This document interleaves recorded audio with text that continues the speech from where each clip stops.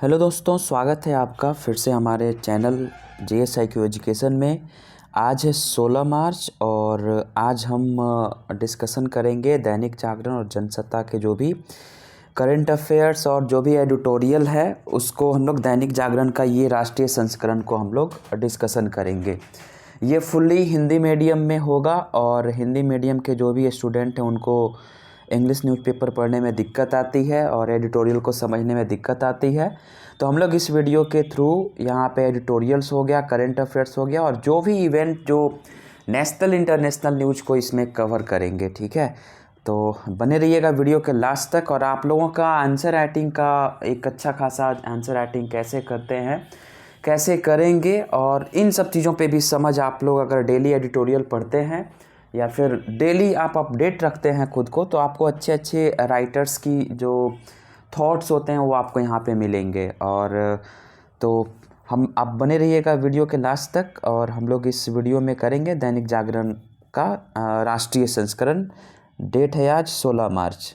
ठीक है, 16 मार्च और ये होगा फुल्ली हिंदी में। BPSC में जो ऐसे पैटर्न जो आया है उसके लिए बहुत ही ज़्यादा ये फ़ायदेमंद साबित होगा। ठीक है, वीडियो शुरू करने से पहले हम लोग यहाँ पे एक मोटिवेशनल कोट को देखेंगे। मोटिवेशनल कोट ये है कि every fall is a chance to rise.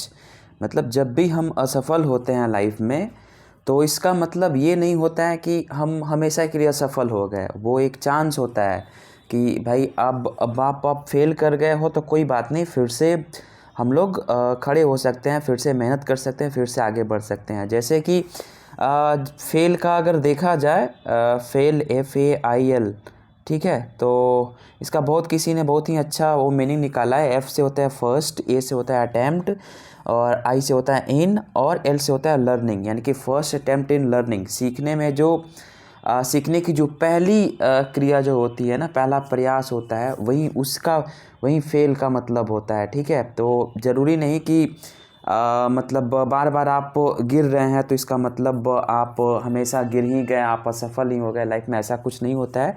Every fall is a chance to rise, मतलब खुद को इम्प्रूव करने का, अपनी कमियों को देखने का और आगे बढ़ने का।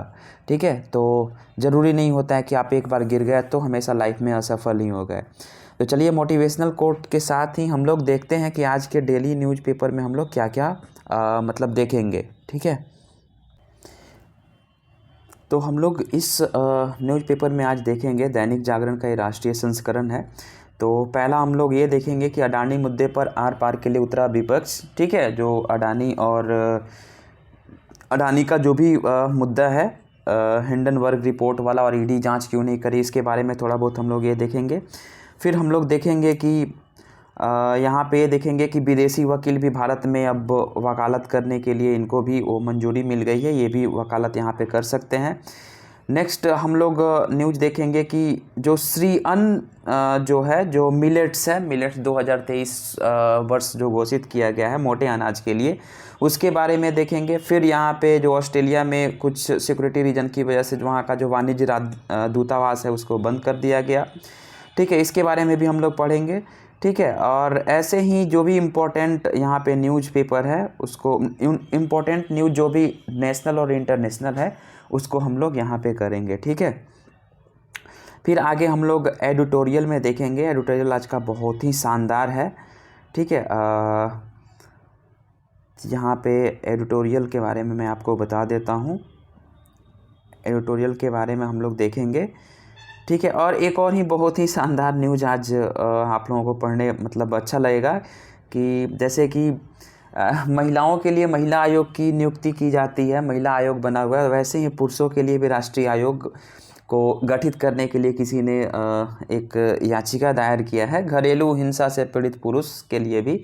या इसके बारे में भी हम लोग मतलब देखेंगे। ठीक है, तो बने रहिएगा वीडियो में। और देखेंगे यहाँ पे भ्रष्टाचार की जांच से भयाक्रांत विपक्ष। बहुत ही अच्छा ये इन्होंने अभी करंट सिनेरियो में जो भी चल रहा है ना देश में, उस पर बहुत ही अच्छा इन्होंने एक एडिटोरियल में इन्होंने लेख लिखा है, आर्टिकल है, बहुत ही अच्छा आर्टिकल है, इसको देखेंगे। फिर देखेंगे पाकिस्तान में जो उठापटक अभी चल रही है, इमरान खान को वहाँ के जो PTI के जो मतलब पीएम थे, पूर्व पीएम वहाँ पाकिस्तान के, तो उनको गिरफ्तार करने के लिए वो चीज़ सेना और पुलिस के जवान गए हुए थे, तो उनके साथ समर्थकों में और वो धक्का मुक्की, उसके बारे में देखने को हम लोग देखेंगे। पाकिस्तान के मतलब कैसी बदहाली के सबक, यहाँ पे एक बहुत ही अच्छा टॉपिक है, इसको भी हम लोग देखेंगे, ठीक है। फिर यहाँ पे पुस्तकों को की अहमियत के बारे में हम लोग यहाँ पे समझेंगे, ये भी बहुत ही अच्छा एक आर्टिकल है, इसको भी देखेंगे। फिर अर्थव्यवस्था वाले न्यूज़ में ये चीज़ देखेंगे कि अमेरिकी बैंकों के ध्वस्त होने के, जो अमेरिकी के बैंक जो अभी कोलैप्स कर रहे हैं, तो क्यों कर रहे हैं, उसके बारे में पूरी न्यूज़ को बढ़िया से हम लोग यहाँ पे समझेंगे, ठीक है। फिर साल में देश का 23वां यूनिकॉर्न, देश में 23 यूनिकॉर्न कंपनी बने हैं, ठीक है। इसके बारे में भी हम लोग यहाँ पे देखेंगे। इस तरीके से करके हम लोग पूरे न्यूज़ को कवर करेंगे, ठीक है। तो लास्ट तक बने रहिएगा। चलिए तो शुरू करते हैं। पहला न्यूज़ ये है कि अडानी मुद्दे पर आर पार के लिए उतरा विपक्ष, ठीक है। इस आर्टिकल में क्या है, तो इसमें क्या हुआ है कि जो भी अभी विपक्ष क्या कर रहा है कि संयुक्त संसदीय समिति की मांग को लेकर के ये लोग क्या कर रहे हैं, सड़क पे भी उतर गए हैं और ये चीज़ बोल रहे हैं कि आप वो क्या कीजिए कि अडानी का जो भी मतलब वो जितने भी संपत्ति है, जितना भी सब कुछ धोखाधड़ी जो हुआ था, स्टॉक कीमतों में जो हेर फेर हुआ था, सेल कंपनी के माध्यम से जो मनी लॉन्ड्रिंग जो हुआ था ना, उसको लेकर के सार्वजनिक संसाधनों के दुरुपयोग भी उन्होंने किया है, तो इस पे लेकर के ये सब आरोप लगा है। तो इसको लेकर के क्या करना है कि आप क्या कीजिए कि ईडी का कार्रवाई करवाइए, ठीक है। तो फिलहाल ये मुद्दा ये है कि 18 दलों ने ईडी निदेशक को अडानी समूह पर लगे आरोपों की जांच के लिए इन्होंने पत्र लिखा है, ठीक है। विजय चौक पर पुलिस ने भारी मात्रा में नाकेबंदी करके इनको रोका है, ठीक है। और उसके बाद से संसद भवन से इन्होंने क्या किया है कि ईडी तक कार्यालय तक पैदल मार्च ये निकाल रहे थे विपक्षी सांसद, ठीक है। तो ये मिला जुला करके एग्जाम के पॉइंट ऑफ व्यू से ज़्यादा इम्पोर्टेंट नहीं है, तो इसको हम लोग छोड़ देंगे, ठीक है। और यहाँ पे सुप्रीम कोर्ट का एक बहुत ही बढ़िया डिसीजन, मतलब सुप्रीम कोर्ट का एक डिसीजन है कि पार्टी में असंतोष बहुमत परीक्षण के लिए कहने का पर्याप्त आधार नहीं। सुप्रीम कोर्ट ने कहा है, ठीक है, कि मतलब महाराष्ट्र में जो राज्यपाल के द्वारा जो वो चीज़ किया गया था, जिसे एकनाथ शिंदे जो है ना वहाँ के, और उद्धव ठाकरे, तो उन लोगों में सत्ता संघर्ष को लेकर के अभी एक बहुत ही मतलब संघर्ष चल रहा है, ठीक है। तो उन्होंने ये चीज़ कहा है कि सॉलिसिटर जनरल जो है राज्यपाल की ओर से, सॉलिसिटर जनरल जो तुषार मेहता का कहना है कि राज्यपाल द्वारा मुख्यमंत्री से बहुमत साबित करने का जो मतलब पर्याप्त आधार और सामग्री थी, इस मामले की सुनवाई प्रधान न्यायाधीश जो डी वाई चंद्रचूड़ की अध्यक्षता वाली 5 न्यायाधीशों की संविधान पीठ कर रही है, ठीक है। तो इनका ये कहना है कि इस संबंध में महाराष्ट्र की राज्यपाल की ओर से पेश सॉलिसिटर जनरल ने कोर्ट में कई सवाल किए और ये चीज़ कहा, सुप्रीम कोर्ट ये कह रही है कि पार्टी में असंतोष अगर है, ठीक है, तो ज़रूरी नहीं है कि आप बहुमत परीक्षण के लिए कहने का पर्याप्त आधार इसको आप नहीं मान सकते हैं, ठीक है। तो ये सुप्रीम कोर्ट ने किया और गुरुवार को ये चीज़ करेंगे, कल यानी कि आज 17 मार्च को ये सुनवाई हो सकती है, ठीक है। नेक्स्ट न्यूज़ देखेंगे कि अब विदेशी वकील भारत में कर सकेंगे वकालत, ठीक है। तो विदेशी वकील जैसे कि मतलब पहले नहीं कर पाते थे, बार काउंसिल ऑफ इंडिया जिसको BCI ने ये चीज़ कह दिया है कि विदेशी कानून, अंतर्राष्ट्रीय कानूनी मुद्दों और मध्यस्थता जैसे क्षेत्रों में विदेशी वकील और विधि फर्म को वकालत करने की अनुमति देने का फैसला किया गया है, ठीक है। इसमें क्या होगा कि मतलब BCI जो भारत में जो विदेशी वकील आएंगे तो उनको क्या करना होगा कि विदेशी विधि पंजीयन और नियमन 2022 के तहत इनको अधिसूचित कर दिया गया है। और ये लोग क्या करेंगे कि विदेशी कानून, गैर मुकदमे वाले विविध अंतर्राष्ट्रीय कानूनी मामलों और अंतर्राष्ट्रीय मध्यस्थता क्षेत्रों में ये लोग अपना विकास, इन सब चीज़ों में ये लोग अपना मदद करेंगे, ठीक है। लेकिन इनकी जो इनको कंट्रोल कैसे किया जाएगा, तो इनको कंट्रोल इसलिए ऐसे किया जाएगा कि यह अनुमति शर्तों के बेहतरीन तरीके से इनको कंट्रोल किया जाएगा, नियंत्रित किया जाएगा, ठीक है। और भारत और विदेशी वकीलों के आपसी ये हित में होना चाहिए, ठीक है। और ये क्या है कि मतलब कौन कौन इसमें मतलब BCI जो है यानी कि बार काउंसिल ऑफ इंडिया के साथ जो रजिस्ट्रेशन ये लोग करवाएंगे, तो रजिस्ट्रेशन के लिए क्या चीज़ इनको देना पड़ेगा, तो एक विदेशी वकील के रजिस्ट्रेशन के लिए 25,000 अमेरिकी डॉलर लगेगा, इसका फ़ी है। और विदेशी कानूनी फर्म के लिए जो मतलब फ़ी लगेगा वो 50,000 अमेरिकी डॉलर लगेगा। ठीक है, ये न्यूज़ मतलब नेक्स्ट न्यूज़ देखते हैं हम लोग कि भारतीय किसानों को श्री अन्न से मिल सकता है विदेशी बाज़ार। ठीक है, भारतीय किसान 2023 जो है ना, वो 2023 घोषित किया गया है अंतर्राष्ट्रीय श्री अन्न मतलब कि मिलेट्स ईयर घोषित किया गया। इसमें मोटे अनाज को 2023 को अंतर्राष्ट्रीय मिलेट यानी कि घोषित किया गया है। इससे के साथ ही देश में मोटे अनाज के उत्पादन, खपत और निर्यात की संभावनाएं मतलब तलाशने के लिए जो भी सरकारी तंत्र है वो सक्रिय हो गया है। देश में भी जो श्री अन्न जो है यानी कि मोटे अनाज है उसकी लोकप्रियता बढ़ रही है और दूसरे देश में भी इसका जो महत्व को है ना वो समझा जा रहा है। क्यों समझा जा रहा है? क्योंकि मोटे अनाज के उत्पादन में भारत अन्य देशों की तुलना में सबसे आगे है, सबसे आगे है। और इसको क्रियान्वित कौन करता है? तो इसको क्रियान्वित करने के लिए कृषि एवं प्रसंस्कृत खाद्य उत्पाद निर्यात विकास प्राधिकरण, जिसको एपीडा बोलते हैं, APEDA, ठीक है, एपीडा।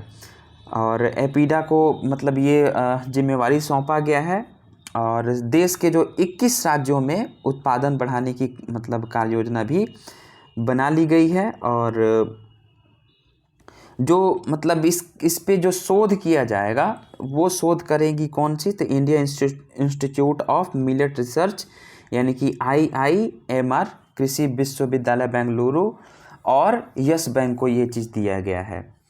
ठीक है, और इसको प्रोत्साहित करने के लिए मतलब मिलेट्स 2023 को प्रोत्साहित करने के लिए श्री अन्न ब्रांड का निर्माण किया गया है, जो रेडी टू ईट और रेडी टू सर्व के अनुकूल श्री अन्न पर आधारित सैंपल और स्टार्टअप जोड़े जा रहे हैं। जो जिसमें कौन कौन से मतलब वो फसल आएंगे, तो वो ज्वार, बाजरा, रागी और अन्य मोटे अनाजों से अब क्या क्या चीज़ इसको प्रोसेसिंग करके बनाया जाएगा, तो noodles, biscuit, pasta, serial mix, cookies, snacks एवं मिठाई आदि बना सके, ताकि विश्व के बाज़ार में निर्यात को बढ़ावा देने में सहूलियत हो सके। ठीक है, और 2026 से 27 तक बाजरा आधारित उत्पादों को प्रोत्साहित करने की योजना पर 800 करोड़ रुपये खर्च होने जा रहे हैं। श्री अन्न हब बन सकता है भारत। कैसे? तो भारत के मौसम मतलब यहाँ का जो मौसम है तो मोटे अनाज की खेती के लिए अनुकूल मौसम है। क्यों?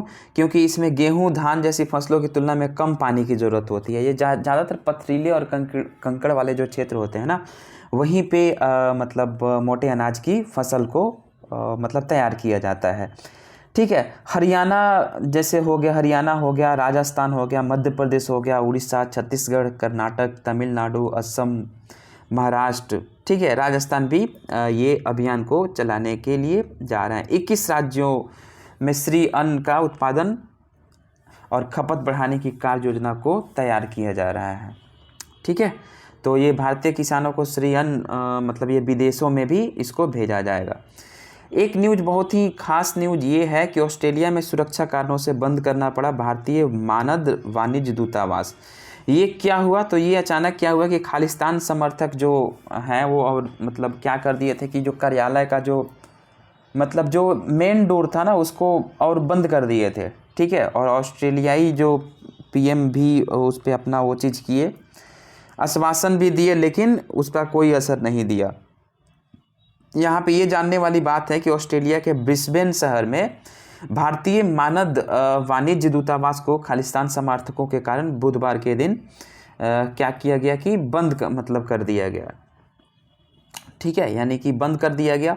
और क्यों बंद करे? खालिस्तान समर्थक जो भी हैं उन्होंने ये क्या अनाधिकृत रूप से एकत्रित होकर कार्यालय का प्रवेश द्वार को अवरुद्ध कर दिया। यह घटना ऑस्ट्रेलियाई प्रधानमंत्री एंथनी अल्बनीज के उस बयान के कुछ दिनों के बाद हुई है, जिसमें उन्होंने प्रधानमंत्री नरेंद्र मोदी को अपने देश में भारत विरोधी तत्वों को रोकने का आश्वासन दिया था। ठीक है, इस वजह से मतलब वहाँ जो खालिस्तान समर्थक है जैसे कि ऑस्ट्रेलिया के PM जो एंथनी अल्बनीज है उन्होंने क्या किया कि ये वहाँ पे भाषण देते हैं ऑस्ट्रेलिया में कि पाकिस्तान नहीं, भारत विरोधी जो भी मतलब एलिमेंट्स हैं उनको मतलब ऑस्ट्रेलिया में हम लोग वो कर देंगे, बैन लगाएंगे, रोकेंगे। ठीक है, तो इस पे वहाँ जो खालिस्तान समर्थक है उन्होंने क्या किया कि जो भारत का मानव वाणिज्य दूतावास जो ब्रिस्बेन के उपनगर तरिंगा में स्वान रोड पर स्थित है, वहाँ पे उन्होंने क्या किया कि जाकर के अनाधिकृत रूप से रोक लगा दिया। और ये जो जगह है क्वींसलैंड क्षेत्र की पुलिस ने मतलब ये बताया कि भाई ये जो भीड़ थी वो अनधिकृत भीड़ थी, जो मतलब घुसने का सफल प्रयास की और सफल भी रही।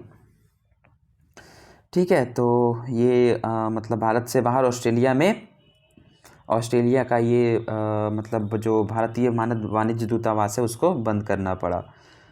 ठीक है, नेक्स्ट देखते हैं हम लोग, नेक्स्ट न्यूज़ देखते हैं कि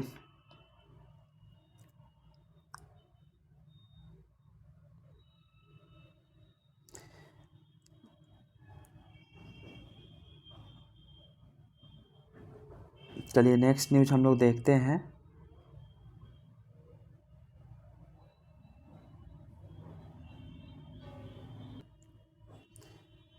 इसरो OneWeb के 36 उपग्रहों का 26 मार्च को करेगा प्रक्षेपण। ठीक है, इसरो OneWeb के 36 उपग्रह 36 सैटेलाइट्स को ये भेजेगा और ये इसरो मतलब भारतीय अंतरिक्ष अनुसंधान संगठन ने इस महीने के जो अंत में 36 उपग्रहों को प्रक्षेपित किया जाएगा। और ये क्यों होगा, ये उपग्रह से क्या फ़ायदा होगा, तो इससे क्या इंटरनेट उपलब्ध कराने में ये मददगार साबित होगा। और 26 मार्च को फ्लोरिडा से 16 फरवरी मतलब जो लक्षित डेट है वो 26 मार्च है और OneWeb के 36 उपग्रह फ्लोरिडा से 16 फरवरी को भारत पहुंच गया है। ठीक है, तो ये अच्छी खबर है। और राष्ट्रपति को नागरिक सम्मान देगी ममता सरकार, यानी कि पश्चिम बंगाल की जो मुख्यमंत्री है ममता बनर्जी ने ये राष्ट्रपति जो द्रौपदी मुर्मू है उनको क्या 27 मार्च को कोलकाता जाएंगी, पहली बार जा रही हैं ये राष्ट्रपति बनने के बाद, पहली बार बंगाल आ रही हैं। तो 27 मार्च को कोलकाता पहुंची और उसी दिन शाम के समय में राज्य सरकार की ओर से नागरिक सम्मान दिया जाएगा। और यह सम्मान जो है वो नेताजी इंडोर स्टेडियम में सम्मान समारोह आयोजित होगा। ठीक है, तो नागरिक सम्मान ममता बनर्जी देंगी किसको, तो ये द्रौपदी मुर्मू को, हमारे राष्ट्रपति को। नेक्स्ट न्यूज़ ये है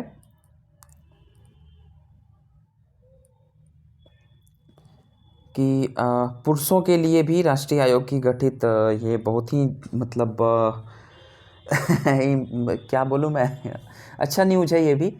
पुरुषों के लिए राष्ट्रीय आयोग गठित को लेकर के सुप्रीम कोर्ट में याचिका दायर की गई है। और इसमें ये बताया गया है कि मतलब याचिका दायर किया जाए तो कारण ये बताया गया है कि घरेलू हिंसा से पीड़ित पुरुषों की शिकायत पर कार्रवाई के लिए मानवाधिकार आयोग को निर्देश देने का भी अनुरोध किया गया है। इसमें ये चीज़ बताया गया है, ये एक अधिवक्ता है महेश कुमार तिवारी। ठीक है, इन्होंने ये चीज़ दायर किया है सुप्रीम कोर्ट में कि देश में दुर्घटनावश जो एक्सीडेंटल जो डेथ होती है 2021 में NCRB की जो NCRB बोलते हैं नेशनल क्राइम रिपोर्ट ब्यूरो, ठीक है, राष्ट्रीय अपराध रिकॉर्ड ब्यूरो के द्वारा जो आंकड़ा जो दिया गया था उसमें ये दावा किया गया था कि 1,64,033 लोगों ने आत्महत्या किया है। ठीक है, और उसमें आत्महत्या करने में जो विवाहित पुरुषों की संख्या जो थी वो 81,063 थी, जबकि 28,680 विवाहित महिलाएं थीं। याचिका में यह भी बताया गया कि 2021 में लगभग 33.2% पुरुषों ने पारिवारिक समस्याओं के कारण और 4.8% ने विवाह संबंधी कारणों से अपना जीवन समाप्त कर लिया। ठीक है, और घरेलू मतलब हिंसा से जो पीड़ित पुरुषों की शिकायतों पर ये कार्रवाई करने के लिए मतलब राष्ट्रीय मानवाधिकार आयोग जो भी है वो भी निर्देश देने का भी उन्होंने भी वो अनुरोध किया है। और इस पे मतलब ये चीज़ भी किया गया, गृह मंत्रालय के जरिए पुलिस विभाग को भी ये मतलब निर्देश दिया गया था कि घरेलू हिंसा के जो भी शिकार पुरुष हैं उसकी शिकायत जो है वो तत्काल से स्वीकार किया जाए। तो ये आज याचिका दायर किया गया पुरुषों के लिए भी राष्ट्रीय आयोग गठित करने के लिए। नेक्स्ट न्यूज़ देखेंगे। नेक्स्ट न्यूज़ ये है कि यहाँ पे ये बहुत ही अच्छा आर्टिकल है कि भ्रष्टाचार की जांच से भयाक्रांत विपक्ष। तो इस मतलब आर्टिकल में ये चीज़ कहने का मतलब चर्चा किया जा रहा है कि जो राजनीतिक दल और नेता एक दूसरे के साथ खड़ा होना भी पसंद नहीं करते, वे भ्रष्टाचार की जांच के विरोध में गले मिलने को तैयार हैं। यानी कि ऐसे कहा जा सकता है कि इन्होंने पहला ही लाइन बहुत ही अच्छा इन्होंने शुरुआत की। आप लोग ऐसे में इसको यूज कर सकते हैं कि अंधेरे में सबको डर लगता है, और जब जीवन के ही अंधेरे में जाने की आशंका हो तो स्वाभाविक है कि डर ज़्यादा ही लगेगा। दोनों मामलों में लोग चिल्लाते हैं, उन्हें लगता है कि चिल्लाने से डर भाग जाएगा। ठीक है, वह भागे कहाँ, वह तो आपके अंदर ही है। ठीक है, इसमें ये चीज़ मतलब इन्होंने कहने का कोशिश किया है कि जो मतलब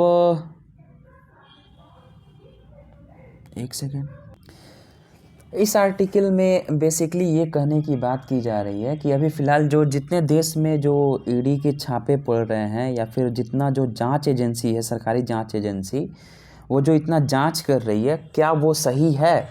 और वो सही है तो फिर एक ही पार्टी के लोगों पे, जो विपक्ष में जो पार्टियां हैं, उसी पे क्यों? तो उसका मतलब जैसे कि यहाँ पे बताया जा रहा है इस आर्टिकल के थ्रू कि जैसे ही राजनीतिक दल और नेता मतलब एक साथ जो खड़ा होना पर, जैसे सारे विपक्ष जो हैं वो एकजुट हो गए हैं, जो एक दूसरे पे पहले कमेंट किया करते थे, जो एक दूसरे के साथ मतलब विरोध में थे, वो सभी एक हुए हैं।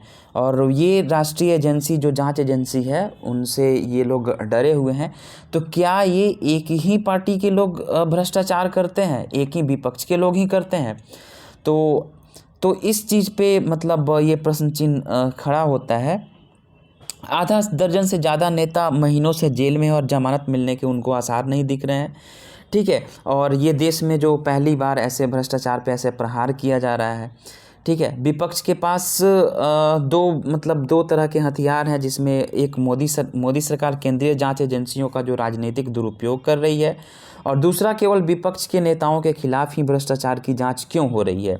इसका मतलब यह है कि कहीं ना कहीं ये राजनीतिक बदले की कार्रवाई तो नहीं है। जहाँ तक पहले प्रश्न का ये उत्तर इन्होंने ये चीज़ बताया है कि जांच एजेंसियों का दुरुपयोग या उपयोग तो केवल अदालत में ही साबित होगा, क्योंकि अदालत भी रहता है ना, गार्डियन ऑफ आवर कॉन्स्टिट्यूशन बोला जाता है, तो अदालत ही करेगी।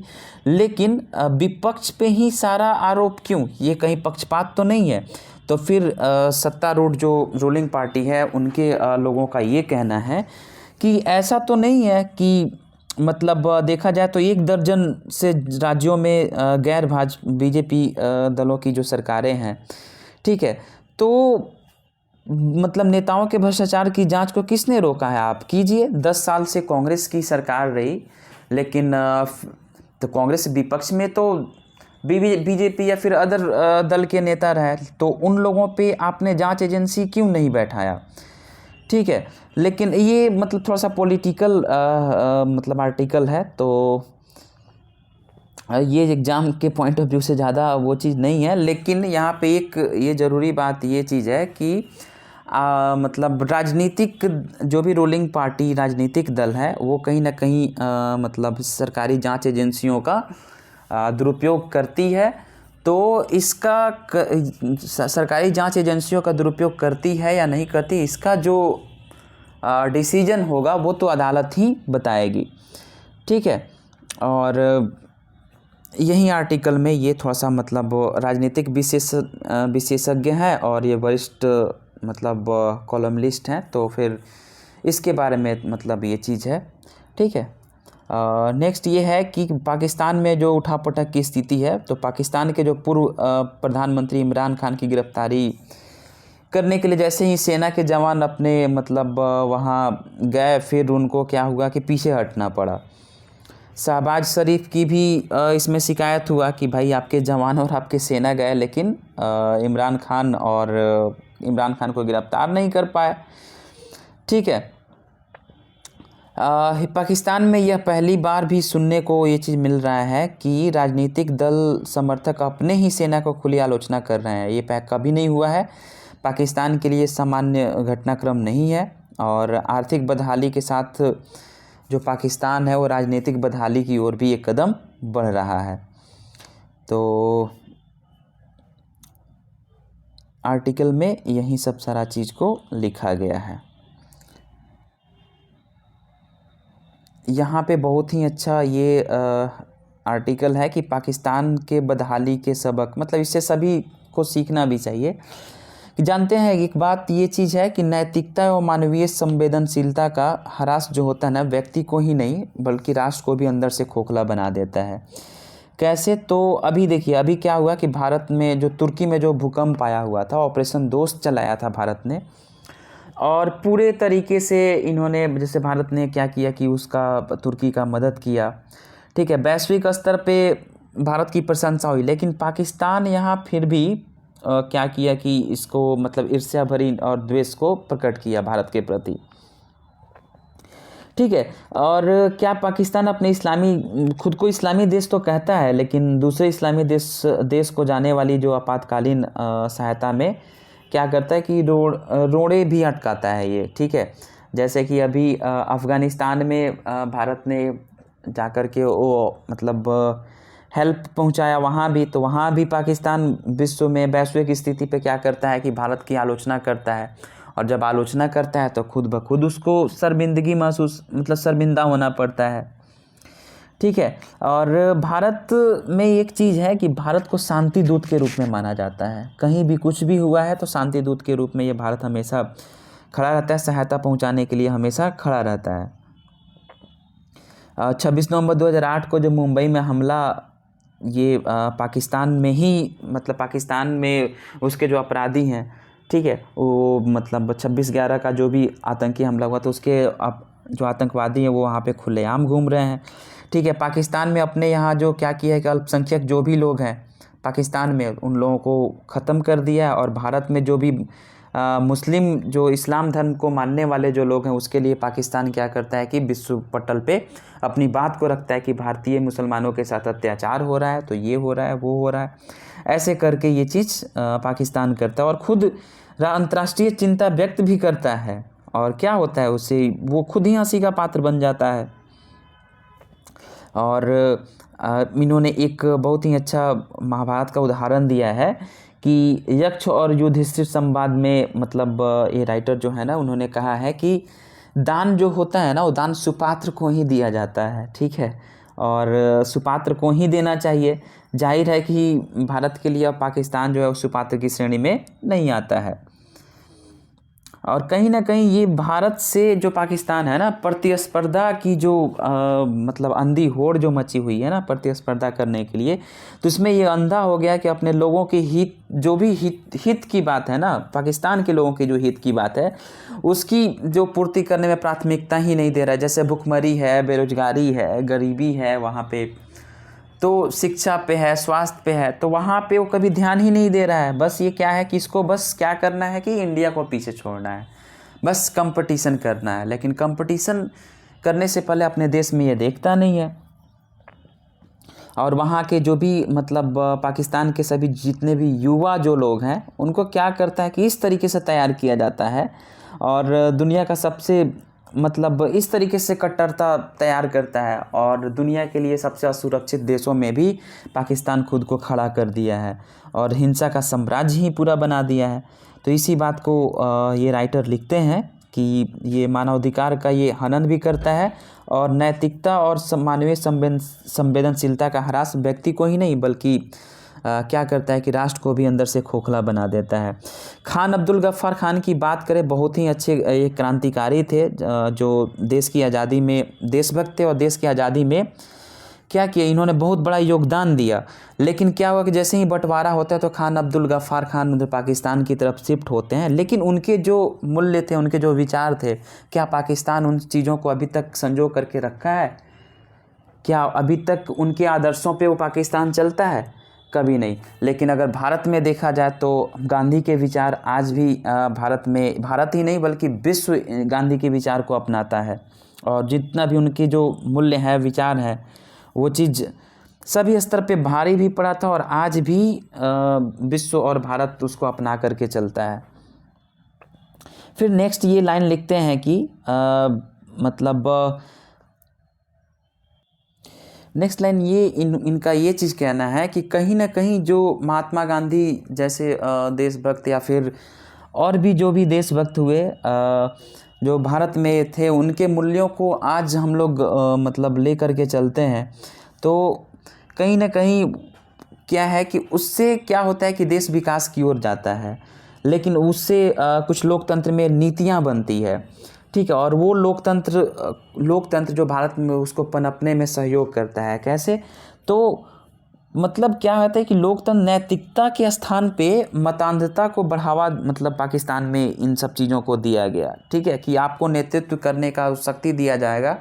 और वो मतान्धता उसको एक तरफ से ये चीज़ बोला गया कि भाई पाकिस्तान के जो भी युवा हैं या फिर पाकिस्तान के जो भी लोग हैं, उनको कभी मूल्यों के बारे में नहीं बताया जाता है, वहाँ पे कुछ रोजगार की बात को नहीं किया जाता है, सकारात्मक परिवर्तन भी वहाँ पे नहीं किया जाता है।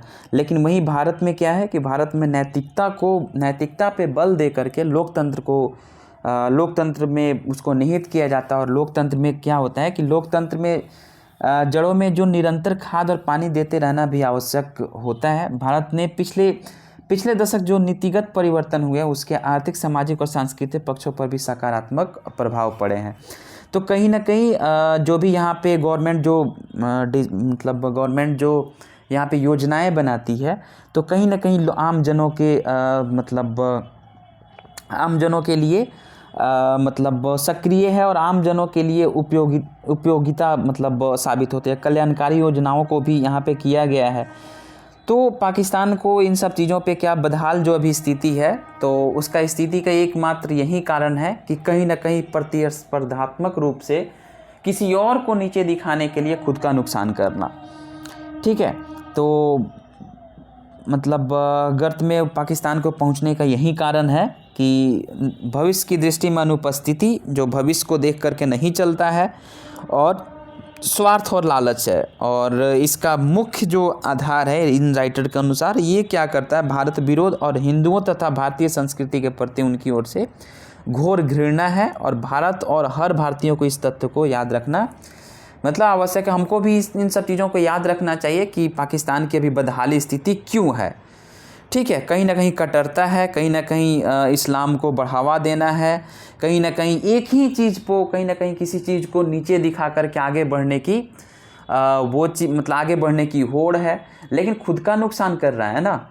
तो इस चीज़ों को भारत के लोगों को भी और भारत के शीर्ष जो भी नेता हैं, जो भी नेतृत्व करने वाले हैं, उन लोगों को भी समझना चाहिए कि विरोध करने की आड़ में, विरोध अगर किसी चीज़ का हम कर रहे हैं, किसी से आगे बढ़ने के होड़ में अपने लोगों का नुकसान नहीं होना चाहिए। कहीं ना कहीं कल्याणकारी राज्य का निर्माण होना चाहिए, और कहीं ना कहीं जो भी हमारे देशभक्त नेता हुए उनके मूल्य और आदर्शों को संजो करके चलना चाहिए।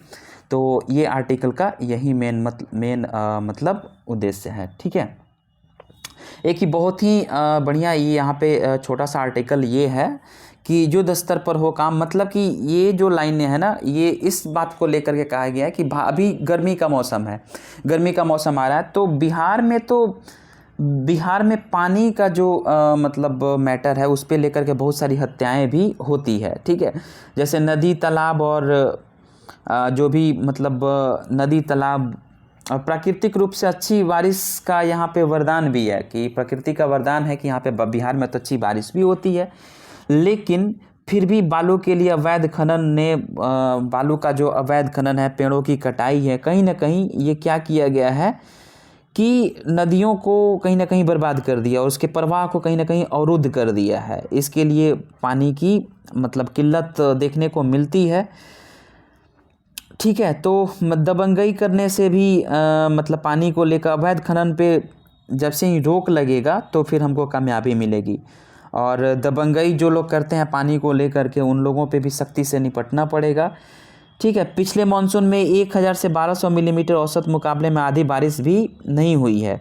नतीजा अभी मार्च का महीना है और अभी से ही नदियाँ मतलब सूखने लग गई है। तो इस पे गवर्नमेंट को ध्यान देना चाहिए और इस पे हम लोगों को मतलब मिल कर के काम करना चाहिए। पानी है तो जल है तो जीवन है, सबके लिए है, ठीक है। और इस पे गवर्नमेंट को इस आर्टिकल में बताया जा रहा है कि सरकारी कर्मचारियों को मतलब काम पे लगाना चाहिए। अवैध बालू का जो खनन है उस पर रोक लगना चाहिए, ठीक है। और इसी के बारे में इन सब चीज़ों को बताया जा रहा है। यहाँ पे बहुत ही अच्छा एक वो है आर्टिकल है, पुस्तकों की अहमियत, हमारे लाइफ में जो बुक्स का जो इम्पोर्टेंट है वो क्यों है, ठीक है। तो कहा जाता है कि मनुष्य जो होता है ना, मनुष्य जीवन भर सीखता रहता है और इसके लिए सबसे सीखने का जो वो चीज़ है ना, वो सबसे सीखने का कारगर रूप है वो है उपयोगी माध्यम किताबें ही होती है, ठीक है। इस बार जो वर्ल्ड मतलब बुक फेयर जो लगा हुआ था विश्व पुस्तक मेला में, इस बार 10 लाख से ज़्यादा पाठक पहुँचे थे। भारतीय पुस्तक बाजार की वार्षिक वृद्धि दर जो है 19.3% है। अमेजन इंडिया के एक सर्वेक्षण के अनुसार जो बेंगलुरु जो है ना, वो भारत में सबसे ज़्यादा पुस्तक पढ़ने वाला शहर बना है, ठीक है। मुंबई और दिल्ली दूसरे और तीसरे नंबर पे मतलब दिल्ली है और दूसरे नंबर पे मुंबई है। उत्तर पूर्वी राज्यों में सर्वाधिक जो उत्तर पूर्वी जो नॉर्थ ईस्ट जो स्टेट हैं वहाँ पे 43% जो युवा जो हैं मतलब पाठक हैं। ई बुक भी भारत में ई बुक भी पढ़ा जाता है, ठीक है। 200% ई बुक पढ़ने की जो PDF में हम लोग पढ़ते हैं मतलब इलेक्ट्रॉनिक बुक सामने जो लैपटॉप और PC में पढ़ते हैं उस पर पढ़ा है। लेकिन इनके अनुसार ये जो लेखक हैं इनके अनुसार ये चीज़ है कि पुस्तक को पढ़ने का मज़ा तभी है जब हमको उसको प्रिंट फॉर्म में पढ़ते हैं, ठीक है। हाथ में पुस्तक लेकर के जब पढ़ते हैं तभी वो चीज़ समझ में आता है। और कहीं ना कहीं पुस्तक पढ़ने से हमारी एकाग्रता में वृद्धि होती है और नए नए विचार उससे पुस्तक में मिलते हैं। और कहीं ना कहीं मतलब हमको कहीं ना कहीं डेली ये क्या करना चाहिए, नियमित रूप से पढ़ने का हमको मतलब शौक़ डालना चाहिए। अगर कोई अच्छा पढ़ सकता है वहीं अच्छा वक्ता हो सकता है, वहीं अच्छा बोल भी सकता है, किसी भी विषय पे बोल भी सकता है, अपनी बातों से किसी को प्रेरित कर सकता है। कहा जाता है कि अच्छी नींद के लिए अच्छी किताबें भी मतलब बहुत उपयोगी होती है। अच्छी धार्मिक पुस्तकें जो होती है हमारी चिंता और तनाव को कम करती है, साथ ही निराशा की स्थिति से उबार कर जीवन में बेहतर करने की प्रेरणा भी देती है। और ऐसे लोगों में पुस्तकों पढ़ने की रुचि और आकर्षण पैदा करना बहुत ज़रूरी हो गया है। स्कूल कॉलेजों में सस्ते दाम पर पुस्तकें उपलब्ध कराई जाए और उसके बाद से फिर सार्वजनिक स्थानों पर पुस्तकें प्रदर्शनी लगाई जाए जिससे युवाओं को पढ़ने के लिए प्रेरणा मिले। प्रत्येक शहर में कई पुस्तकालयों की स्थापना करनी चाहिए और मतलब घर के बड़ों को चाहिए कि वे बच्चों के जन्मदिन पे मतलब उनको जैसे बर्थडे गिफ्ट में क्या करें कि एक अच्छी किताब ही खरीद करके दे दें, ठीक है। आपका फेवरेट बुक कौन सा है, आपने कौन सा फेवरेट बुक कभी रिसेंटली पढ़ा है, आप कमेंट सेक्शन में बताइएगा। तो कहीं ना कहीं अच्छी पुस्तकें और जो मतलब कहा भी गया है ना कि अच्छी पुस्तकें और अच्छे मित्र जल्दी से समझ में नहीं आते, उनको पढ़ना पड़ता है। तो डेली आदत डालिए पढ़ने का, ठीक है। तो इसी के विषय में ये आर्टिकल यहाँ पे लिखा गया है। एक बहुत ही बड़ा न्यूज़ है यहाँ पे कि अमेरिकी बैंक जो है ना वो ध्वस्त होने के जो असर है, क्या कारण है कि अमेरिकी बैंक इतना जल्दी ध्वस्त हो गए, ठीक है। तो क्या क्या चीज़ें हैं और भारत में बैंकिंग सिस्टम किस तरीके से कार्य करता है और किस तरीके से है, उसके विषय में हम लोग इस आर्टिकल के थ्रू हम लोग देखेंगे। अमेरिका का जो अभी एक बैंक है जो वहाँ का 16वां सबसे बड़ा बैंक है जिसका नाम है SVB यानी कि सिलिकॉन वैली बैंक। जो वहाँ पे जो भी कस्टमर हैं उनका जो वहाँ पे जो जमा राशि है उसको उपलब्ध कराने के लिए मतलब असफल वापस जो करने के कारण क्या हुआ था कि असफल हो गया था कि वापस नहीं कर पा रहा था, इस वजह से पिछले सप्ताह उसको बंद कर दिया गया है। और इस बैंक में जो एक बहुत ही बड़ी बात यह है कि भारतीय हाईटेक और स्टार्टअप कंपनियों की विशाल धनराशि भी जमा है जिस कारण इसकी व्यावसायिक गतिविधियों पर भी असर पड़ने का जोखिम बढ़ गया है, लिहाजा इसके संभावित असर को समझा जाना चाहिए।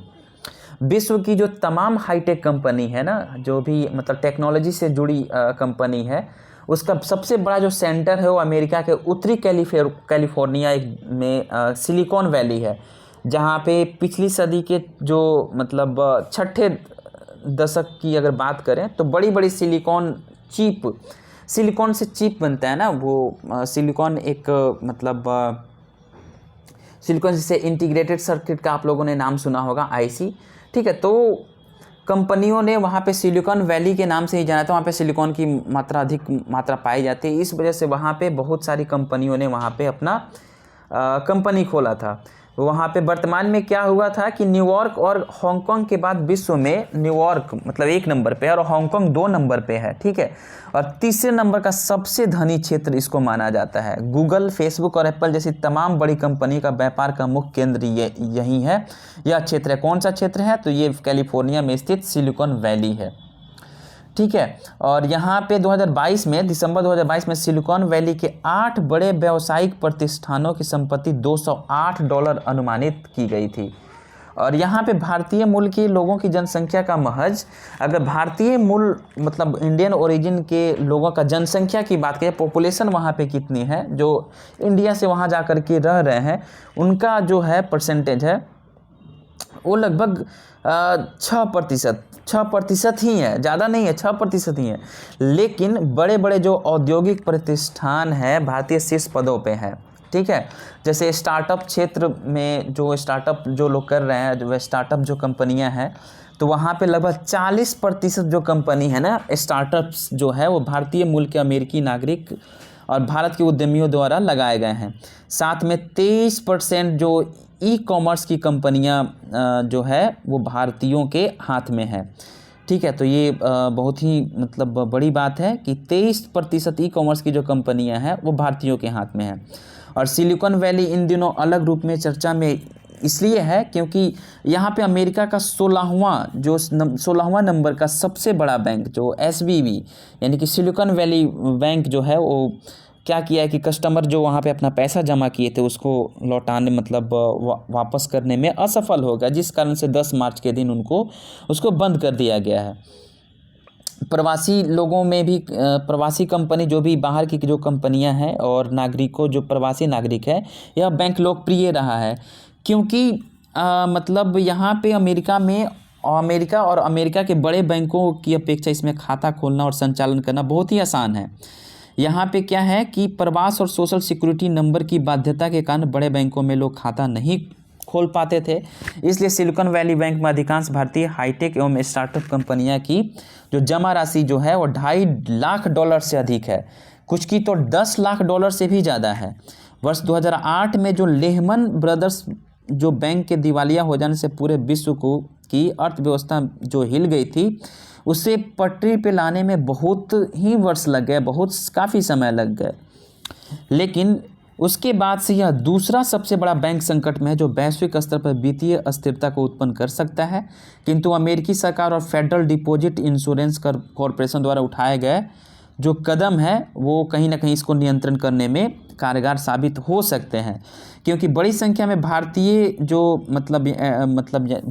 उद्यमी हैं उनके भी खाते जो इसी बैंक में हैं, और इस वजह से जो अभी पैसा वापस नहीं कर पा रहा है, इस वजह से उनके जो भी कार्य हैं, जो भी जैसे कर्मचारी के जो वेतन है और व्यवसाय है और लेन देन में बहुत ही दिक्कत का सामना करना पड़ रहा है। फिर उसके बाद से स्टॉक एक्सचेंज में भी मतलब वो गिरावट हो गई है। ठीक है, क्रिप्टो करेंसी जो है उसमें भी मतलब तेज़ी से गिरा है।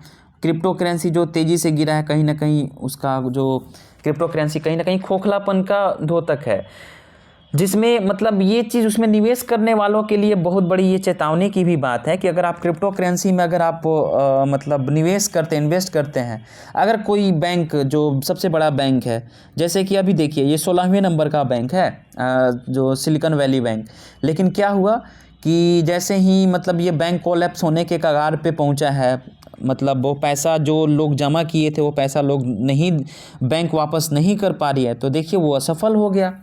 मतलब कहीं ना कहीं क्रिप्टो करेंसी भी तो गिरने वाली है ना, तो इससे क्या है ना कि इन्वेस्ट करने से पहले एक बार सोचना ज़रूर चाहिए। और इसी बीच अमेरिका का एक और भी बड़ा बैंक है जिसका नाम सिग्नेचर बैंक भी है, वो भी 2008 में दूसरा सबसे बड़ा बैंक था जो असफल हुआ था। सिलिकॉन वैली बैंक की जो संपत्ति लगभग जो है 200 अरब डॉलर है। 200 अरब डॉलर की जो सिलिकॉन वैली बैंक की संपत्ति है। और सिग्नेचर बैंक की जो संपत्ति थी वो 110 डॉलर की ही थी। दोनों जो है अमेरिका में बड़े बैंकों में गिने जाते हैं, ठीक है। लेकिन क्या है कि अमेरिका के जो राष्ट्रपति जो बाइडेन है उन्होंने ये मतलब आश्वस्त किया है कि हम भाई आप लोगों का पैसा इसमें डूबने नहीं देंगे, ठीक है। और मतलब जो भी आप लोगों का जो जमा राशि है वो सुरक्षित है। सामान्य तौर पे अगर देखा जाए तो बैंक में जो वहाँ का जो रूल है वहाँ पे 3 तरीके से निवेश किया जाता है। एक होता है HTM यानी कि HTM हेल्ड टू मैच्योरिटी, जहाँ पे जो सिक्योरिटीज होता है वो मैच्योरिटी के अवधि तक रखा गया है, अवधि तक रखा जाता है, मैच्योरिटी के पीरियड तक रखा जाता है। दूसरा होता है AFS होता है, AFS यानी कि अवेलेबल फॉर सेल, ठीक है। यानी कि वे मतलब सिक्योरिटी जो विक्रय के लिए होती है, जो बेचने के लिए रखी जाती है। तीसरा होता है HFT यानी कि हेल्ड फॉर ट्रेडिंग, यानी कि वे सिक्योरिटी जो मतलब बिजनेस के पर्पस में लेन देन के लिए काम आती है, ठीक है। तो मतलब ये क्या किया गया था कि HTM जो है हेल्ड टू मैच्योरिटी, ठीक है, मतलब कि कुछ टाइम के लिए रखा गया था। इस कारण से जो मतलब इस्तेमाल जो इसका जो लोग करते हैं ना, ताकि मतलब एक बार आप सिक्योरिटी जमा कर दो और फिर कुछ टाइम के लिए जैसे 10 साल के लिए 15 साल के लिए ऐसे करके जमा कर दो। उसके बाद से जब मतलब इसका मैच्योरिटी होगा फिर उसके बाद से आप इसका इस्तेमाल कर सकते हैं, ठीक है। इसको मतलब इसमें क्या होता है ना कि खाताधारक जो होते हैं ना अल्पकालीन जमा को दीर्घकालीन निवेश और कर्ज देने में लगा देते हैं, ठीक है। और यह अधिक लाभ जो कमाने की जो प्रक्रिया है ना, यही कहीं ना कहीं बैंकों को दिवालिया होने के कगार पे ला देती है। जैसे कि कोई पैसा जमा कर दिया और वो क्या होता है कि शॉर्ट टर्म के लिए लोन दे देती है बैंक, ठीक है, और लेकिन वो तो किसी और का पैसा है, तो यही जो अधिक इंटरेस्ट पे देती है, तो यही जो लाभ कमाने की जो नेचर है ना वो बैंक को दिवालिया होने पे कगार पे ला देती है। अब क्या है कि यहाँ पे मतलब जमा राशि को निकालना चाह रहे हैं जो भी खाताधारक हैं, जो भी मतलब अकाउंट्स होल्डर हैं, सोच रहे हैं कि भाई मेरा पैसा निकल जाए, तो उसके लिए क्या है ना कि वहाँ पे एक ऐसे बोला जा सकता है जैसे कि RBI जो है अपना, मैं कंपेयर करके अभी आपको बता देता हूँ कि क्या मतलब फ़र्क है। जैसे कि वहाँ जो बाइडेन जो है ना उन्होंने ये चीज़ कहा है कि आपका पैसा मतलब डूबेगा नहीं, आपका पैसा सुरक्षित है। और जो भी बैंक दोनों मतलब जो 2 बैंक है ना, एक तो सिलिकॉन वैली बैंक है और एक सिग्नेचर बैंक है, ठीक है। तो उन्होंने एक चीज़ कहा है कि इन बैंक मैनेजर के बैंक प्रबंधकों के विरुद्ध कार्रवाई की जाएगी, किसी को बख्शा नहीं जाएगा और खाताधारकों को अपनी पूरी रकम निकालने की सुविधा दी जाएगी। कहा जाता है कि $2.5 लाख प्रति धारक जमा का बीमा federal deposit insurance corporation limited द्वारा होता है, जिसका भुगतान बीमा कंपनी करेगी। यानी कि $2.5 लाख प्रति धारक, मतलब जो भी अकाउंटेंट है, जो भी जिनका खाता है, उनका $2.5 लाख का वो बनता है। Federal deposit insurance corporation limited द्वारा उनका बीमा होता है। जो मतलब पैसा डूबेगा तो $2.5 लाख तो सीधे सीधे मिल ही जाएगा। कौन देगा वो? तो मतलब वो देगी आपको बीमा कंपनी देगी, और बाकी का जो भी रकम होगा वो रकम US फेडरल रिजर्व डिपॉजिटरी संस्थानों को मतलब अतिरिक्त कर्ज दे करके करेगी। भारत में RBI की सख्त नीति है ना, इस वजह से बैंक फेल नहीं होते हैं, किंतु वित्त बाजार जो है वो भावनाओं पे भी चलता है, मात्र रेगुलेशन पर ही नहीं चलता है। इसलिए मतलब ये चीज़ सावधानी बरतना आवश्यक है।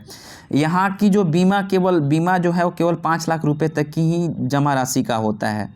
ग्लोबल ब्रोकरेज फर्म जेफरीज का मानना है कि भारतीय निवेशक अच्छी स्थिति में हैं, उन्हें कोई खतरा नहीं है। मैकवेरी का भी यही मानना है कि क्योंकि सिलिकॉन वैली बैंक में इनका निवेश बहुत साधारण है। भारत में रिजर्व बैंक HTM यानी कि हेल्ड टू मैच्योरिटी की सीमा निर्धारित करता है, ठीक है, जैसे कि 5 साल 10 साल के निर्धारित करता है, जबकि अमेरिका में कोई ऐसा प्रतिबंध नहीं है, ठीक है। HTM जो मतलब 3 तरीके से होता है ना, हेल्ड टू मैच्योरिटी मतलब कि मैच्योरिटी तक हम छोड़ देते हैं, तो वहाँ पे ऐसा कोई प्रतिबंध ही नहीं है जिसका बैंक प्रबंधक अधिक लाभ कमाने के लिए उपयोग करते हैं। भारतीय बैंकों का लिक्विडिटी का आधार और निवेश का भौगोलिक और व्यावसायिक क्षेत्र भी बहुत बड़ा है। तो कहीं ना कहीं मतलब अपना इंडिया सुरक्षित है, लेकिन यहाँ पे ये चीज़ है कि 5 लाख का ही बीमा आपको मिलता है आपके जमा राशि पे, लेकिन वहाँ पे $2.5 लाख क्या करता है कि $2.5 लाख जो है वहाँ पे वो बीमा कंपनी देगी, और बाकी पैसा जो है वहाँ की US फेडरल रिजर्व डिपॉजिटरी संस्थानों को अतिरिक्त कर्ज दे करके करेंगे। ठीक है, तो ये कोलैप्स होने के कगार पे है। अमेरिकी मतलब जो कंपनी है सिलिकॉन वैली कंपनी, जिसको SVB बोला जाता है, और ये 16वां कंपनी है।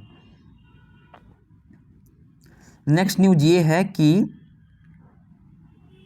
शक्तिकांत दास को गवर्नर ऑफ द ईयर का यहाँ पे ये सम्मानित किया गया। सेंट्रल बैंकिंग पब्लिकेशन ने बुधवार को RBI गवर्नर शक्तिकांत दास को गवर्नर ऑफ द ईयर के रूप में इनको सम्मान किया है, और उर्जित पटेल के इस्तीफे के बाद जो ये RBI के गवर्नर बनाए गए थे शक्तिकांत दास, और इन्होंने काम जो किया कोरोना महामारी, रूस यूक्रेन युद्ध जैसी चुनौतियों को भी इन्होंने सफलतापूर्वक इन्होंने मतलब निपटा है। और central banking publication public policy और फाइनेंशियल मार्केट से जुड़ी पब्लिकेशन है। ये पब्लिकेशन कंपनी है जिसकी नज़र दुनिया भर के केंद्रीय बैंकों और अंतर्राष्ट्रीय वित्तीय संस्थानों पर रहती है। इसके पहले 2015 में सेंट्रल बैंकिंग पब्लिकेशन के गवर्नर रघुराम राजन को भी गवर्नर ऑफ द ईयर के रूप में सम्मानित किया जा चुका है।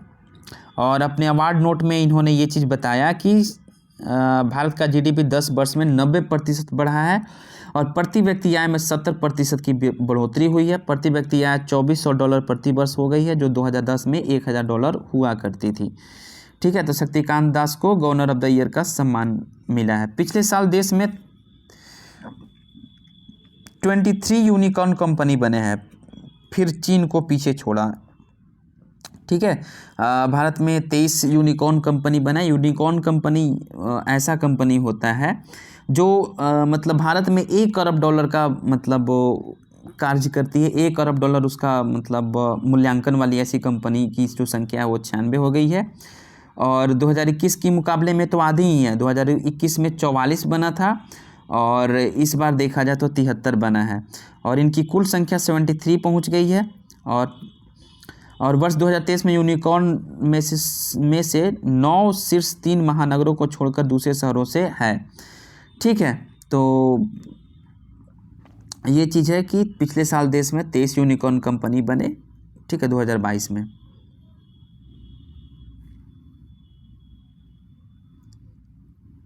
और ये वही है कि घमासान के बीच नहीं हो सकी इमरान की गिरफ्तारी। पाकिस्तान में हाई कोर्ट ने पुलिस को पूर्व प्रधानमंत्री गिरफ्तार करने के लिए जो मतलब क्या किया था कि जो ऑर्डर जारी किया था उसको स्थगित कर दिया है। ठीक है, 24 घंटे सुरक्षा बलों और पूर्व प्रधानमंत्री के समर्थकों के बीच घमासान यहाँ पे युद्ध होता रहा। पथराव भी हुआ, लाठीचार्ज भी हुआ, आंसू गैस के गोले और पानी की बौछारें भी की गई। 65 पुलिसकर्मियों समेत अनेक लोगों 100 लोगों से ज़्यादा लोगों की घायल होने की सूचना है। ठीक है, इमरान खान के समर्थक लोगों को मतलब ये चीज़ कहना है कि इनका गिरफ्तारी की आड़ में इनका अपहरण करवा करके हत्या कराने की साजिश का इन पे आरोप लगा है। ठीक है, जो अब आपको मैं बता दूं कि इमरान खान जो है वो पाकिस्तान तहरीक-ए-इंसाफ पार्टी यानी PTI का मतलब मतलब नेता है। और इन्होंने क्या किया था, क्या क्या चीज़ इन पे आरोप लगा हुआ था, तो तोशखाना और महिला न्यायाधीश के खिलाफ अपमानजनक मतलब कमेंट इन्होंने किया था। इसकी वजह से इन पे गिरफ्तारी का वारंट जारी किया गया था।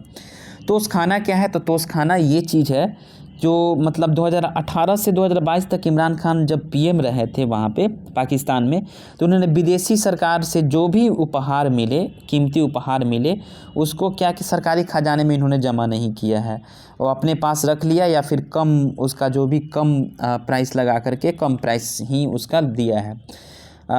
सऊदी अरब में वहाँ के तत्कालीन युवराज जो थे मोहम्मद बिन सलमान के द्वारा एक इनको गिफ्ट किया गया था, एक बहुत ही खूबसूरत बेशकीमती घड़ी था जिसकी कीमत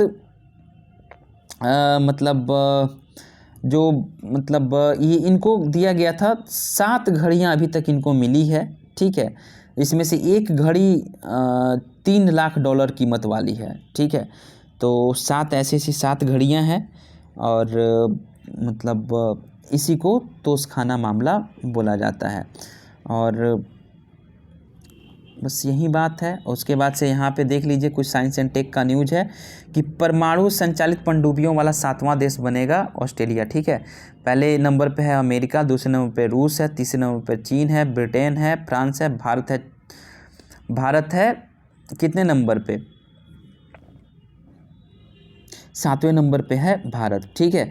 तो ये मतलब अमेरिका के पास 67 पनडुब्बी है परमाणु पनडुब्बी, रूस के पास 31 है, चीन के पास 12 है, ब्रिटेन के पास 10 है, फ्रांस के पास 9 है, ब्रिटेन के पास 10, फ्रांस के पास 9, भारत के पास 1 और ऑस्ट्रेलिया के पास 5 संभावित है, ठीक है। और ये क्या है, तो परमाणु से ये मतलब चलेगी। भारत में डीजल से चलने वाली जो पनडुब्बी है वो 15 है और परमाणु से चलने वाली जो पनडुब्बी है 1 है। पनडुब्बी की खासियत क्या होती है? परमाणु पनडुब्बी का मतलब ही होता है कि उसमें परमाणु से युद्ध करने वाला बात नहीं है, परमाणु से चलने वाला पनडुब्बी, ठीक है। ये क्या होता है कि मतलब डीजल इलेक्ट्रिक से चलने वाली जो पनडुब्बियाँ होती हैं ना, उसकी मुकाबले में लंबी यात्रा करने में ये सक्षम होती है, ठीक है। 10 नई परमाणु पनडुब्बियों को अपने नौसैनिक बड़े बेड़े में शामिल करेगा ब्रिटेन। और समझौते की मुख्य बात है इस समझौते की हिंद प्रशांत क्षेत्र में चीन के बढ़ते प्रभाव को रोकने के लिए पश्चिमी देशों ने, जो भी पश्चिम के देश हैं मतलब उन्हें ऑस्ट्रेलिया की नौसैनिक रक्षा को मजबूत करने पे जोर देना शुरू कर दिया है। इसके तहत अमेरिका, ब्रिटेन, ऑस्ट्रेलिया ने परमाणु संचालित पनडुब्बी जो है वो एक अहम समझौता किया है जिसको ऑकस बोला जाता है, ठीक है, आकस। इसके तहत अमेरिका अपनी परमाणु पनडुब्बियाँ जो है वो ऑस्ट्रेलिया को देगा और ऑस्ट्रेलिया जो क्या करेगा, नौसैनिक बेड़े में परमाणु संचालित पनडुब्बियों को शामिल करने वाला दुनिया का 7वां देश बन जाएगा और भारत इस स्थान में 6ठे स्थान पे है, ठीक है। ये है परमाणु पनडुब्बी। और समझौते की जो मुख्य बात की गई है, 2030 की शुरुआत तक 3 अति उन्नत परमाणु संचालित पनडुब्बियाँ ऑस्ट्रेलिया को बेचेगा अमेरिका, ठीक है। फिर एक और ये न्यूज़ है कि काला सागर में ड्रोन मार गिराने से अमेरिका और रूस में ये टकराव हो गया है। काला सागर में उत्तरी अमेरिकी सर्विलांस ड्रोन को मार गिराए जाने के मामले में अमेरिका और रूस के बीच क्या हुआ, वाक युद्ध हुआ है, ठीक है। रूस ने कहा है कि उसने MQ-9 रीपर ड्रोन को नहीं मार गिराया है, जबकि अमेरिका ये चीज़ कह रहा है कि आपने ही ये चीज़ मतलब उसको मार गिराया है, ठीक है। और ये अमेरिकी ने इस अंतर्राष्ट्रीय कानून का उल्लंघन माना और रूस ने सीमा से दूर रहने की अमेरिका को भी दी चेतावनी कि भाई आप मेरे सीमा से बाहर ही रहो। ऑस्कर जीतने के बाद जो नाटू नाटू जो सॉन्ग है, ठीक है, RRR मूवी का जो ऑस्कर इसमें मिला है 1105% इसकी सर्च को मतलब बढ़ गई है। ओमान की खाड़ी में कर रहे हैं कौन? चीन जो है, चीन, रूस और इराक के नौसैनिक हैं वो क्या कर रहे हैं, संयुक्त अभ्यास कर रहे हैं, चीन, रूस और ईरान के सैनिक, ठीक है।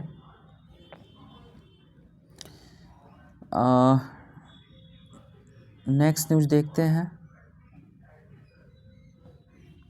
ऑस्ट्रेलिया से लाई गई भगवान हनुमान और ईसा, ये कभी कभी करंट अफेयर्स में पूछ देता है। ऑस्ट्रेलिया से लाई गई भगवान हनुमान और ईसा मसीह की प्राचीन मूर्ति। ASI जो ऑस्ट्रेलिया से भगवान और हनुमान और ईसा मसीह की मूर्तियों को वापस लेकर के आया है।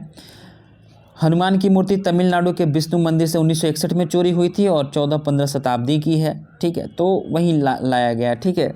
और भगवान हनुमान की मूर्ति तमिलनाडु के तिरुचिरापल्ली स्थित वेल्लूर पोटावली उदयरपालयम के श्री वरदराज पेरुमल विष्णु मंदिर से चुराई गई थी, ठीक है। बाद में ये मतलब पिछले ही 7 साल से शुरू हुआ है मूर्तियाँ लाने का सिलसिला, ये शुरू किया गया है। नेक्स्ट न्यूज़ देखते हैं। द एलिफेंट विस्पर्स में नजर आए दंपति जो बोमन और बेली को किया गया सम्मानित। बहुत ही अच्छी मूवी है, आप लोग इसको देख सकते हैं। टेलीग्राम ज्वाइन कर लीजिएगा तो मैं मतलब ये शॉर्ट डॉक्यूमेंट से मैं वहाँ पे आप लोगों को अवेलेबल करवाऊँगा। टेलीग्राम का लिंक नीचे है, ठीक है। द एलिफेंट विस्पर्स, बोमन और बिल्ली दो उसमें किरदार हैं, कैरेक्टर हैं, तो इनको सम्मानित किया गया। 1-1 लाख रुपये इनको दे करके 1-1 लाख रुपये का चेक दिया गया है। और हाथियों की ये लोग देखभाल करते हैं और मतलब और इसके जो मतलब ये जो एलिफेंट विस्पर्स को ऑस्कर दिया गया था, तो इसके जो निर्देशक हैं, ठीक है, इसके निर्देशक जो थे वो हैं कार्तिकी गोंजाल्वेस इसके निर्देशक हैं, ठीक है।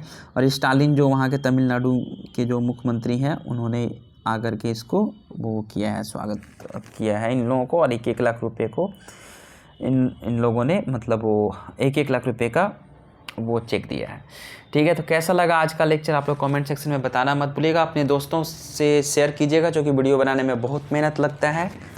और टेलीग्राम लिंक को ज्वाइन कर लीजिएगा और कमेंट सेक्शन में अपनी राय को ज़रूर रखिएगा। अपने जो भी स्टडी ग्रुप है वहाँ पे भेज दीजिएगा, इसको शेयर कर दीजिएगा, क्योंकि हिंदी में ये पहला यूट्यूब पे पहली बार हिंदी में राष्ट्रीय संस्करण दैनिक जागरण का और जनसत्ता से रिलेटेड आर्टिकल को मैं यहाँ पे पढ़ाने का कोशिश कर रहा हूँ। मिलते हैं नेक्स्ट वीडियो में, तब तक के लिए जय हिंद।